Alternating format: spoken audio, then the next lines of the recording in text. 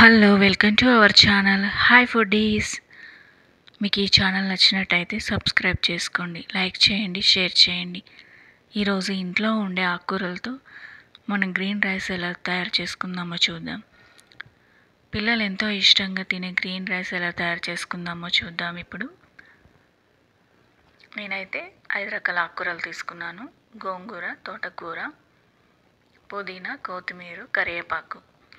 వీటన్నిటిని శుభ్రంగా కడిగేసుకొని చిన్న చిన్నగా కట్ చేసుకొని మిక్సీ చేసుకుందాం.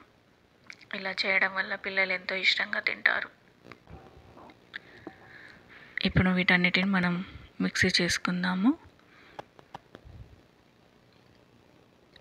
ఇలా పేస్ట్ లాగా తయారు చేసుకోవాలి. దీన్ని పక్కన పెట్టేసుకొని ఇప్పుడు కుక్కర్లో మనం గ్రీన్ రైస్ ఈజీగా ఎలా తయారు చేసుకుందామో చూద్దాం.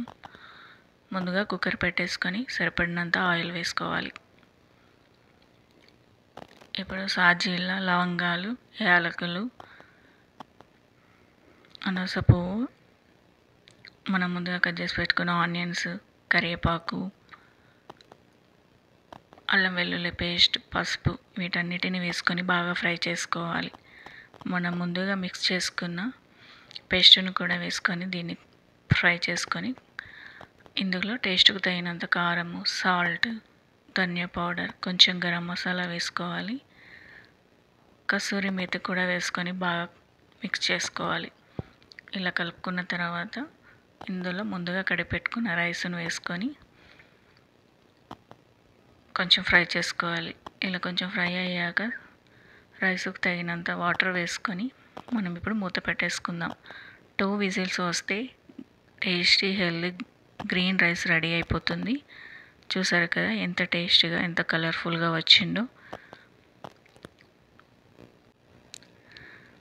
ఇలా చేయడం వల్ల పిల్లలు ఎంతో ఇష్టంగా తింటారు.